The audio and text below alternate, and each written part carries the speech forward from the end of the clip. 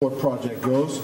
I've looked into the heads under development for the Ministry of Foreign Affairs, and I find that the allocations have been made.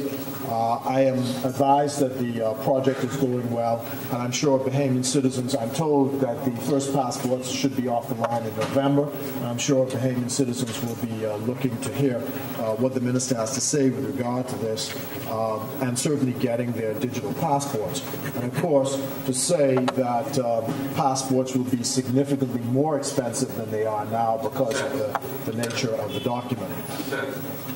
I wish to thank all of those, Mr. Speaker, who are involved in its implementation. I look forward to more secure border management, including the issue of visas, and I hope that the Minister continues with the plan to revamp and change the personnel in the existing visa section of the Ministry in light of the new security procedures that will be needed for the issuance of a more secure document.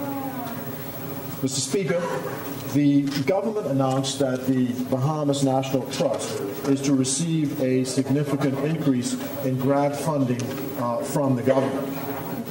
Mr. Speaker, I am a National Trust member. I have been since about 1989 or before.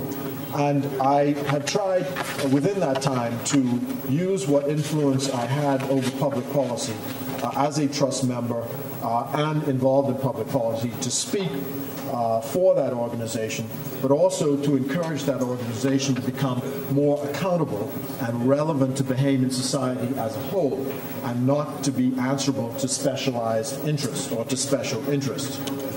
I think that this was accomplished during our term.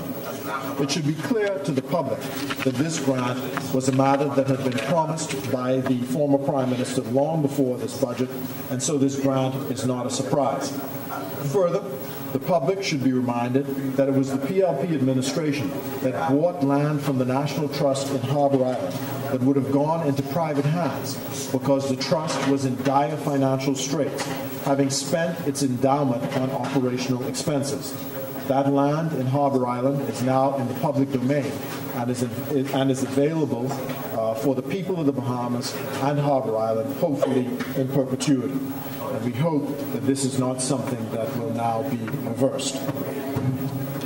Mr. Speaker, I have the honor of representing the people of the Foxhill, or I have had the honor of representing the people of the Foxhill constituency for the past 5 years. And I've been associated with the people of the Foxhill Village for a lifetime. I hope that the government will continue its assistance and support of the Foxhill Festival, which is the nation's premier and only authentic African cultural festival that has been going on continuously since the abolition of slavery in 1834. This year is extra special because it marks the 200th anniversary of the abolition of the transatlantic slave trade.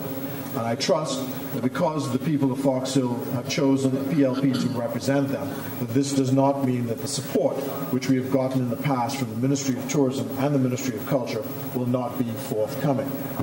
I shall be making the appropriate communications to the various ministers in support of the request of the Foxhill Festival Committee. In connection with Foxhill, I trust that there will continue to be the commitment to the upgrading and the expansion of the Sandlands Primary School, a school that is 162 years old this year, land for which was left by Judge Robert Sandlands, who was one of the original settlers in that area. The last Minister of Education, Mr. Speaker, had agreed at my request to the acquisition of land adjacent to the school to expand the school playground and for the construction of a new classroom block with a teacher's library and with a library and teacher's lounge. The facilities at the school today are under severe pressure and need to be upgraded. And I hope the present administration does not reverse that commitment. Further, Mr. Speaker, I've noticed that since the government has changed, there's been a marked deterioration in the upkeep of the public parks in Foxhill. The minister responsible for the Department of Environmental Health would do well to get his skates on and make sure that those public parks are adequately cleaned and kept trimmed, and there's proper maintenance of the parks in the Foxhill constituency. I believe also there is a need to work and develop the Ocean Hole Park in Foxhill into a national park.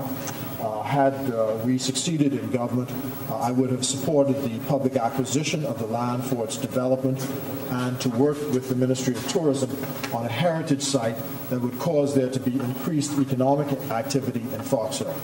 I'm still committed to this, but one is not sure what the other half believes on this commitment to the heritage of the African village of Fox Hill.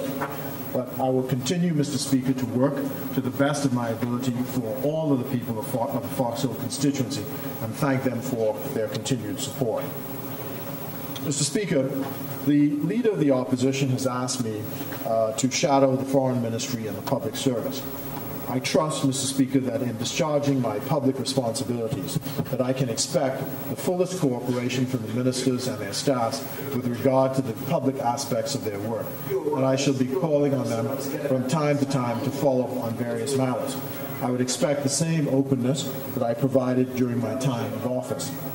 Further, Mr. Speaker, I would wish to have some kind of policy statement with regard to the government's view about its relations with our neighbors, including the United States of America, Cuba, the Turks and Caicos Islands, Haiti, and CARICOM. In addition, the view of our relationship with the Commonwealth and, in particular, African countries and its interest in the promotion in the interest of good relations with the African diaspora.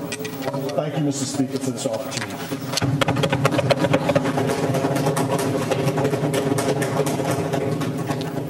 As many, the chair recognizes the honourable member for Blue Hills.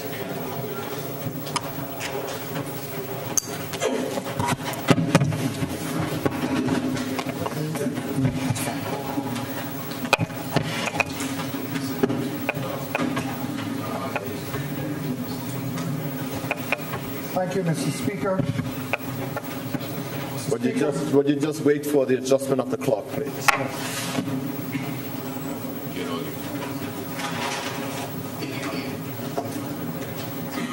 Thank you.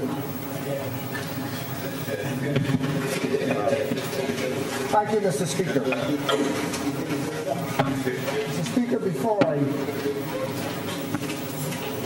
commence my prepared presentation, let me take this time to congratulate you not only on your consecutive election as the Member of Parliament for North Amotra, but also on your election as Speaker of this Honourable Chamber.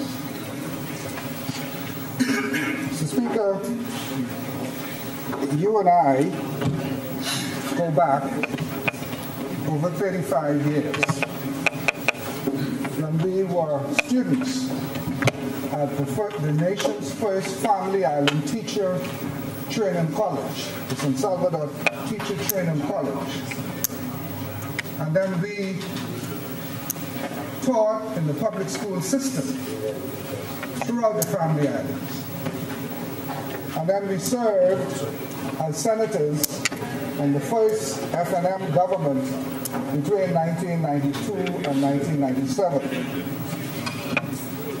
As fate would have it, Mr. Speaker, I join you in this honourable chamber, and I look forward to your management and your experience and wisdom in guiding your friend and colleague as a novice first time to this chamber.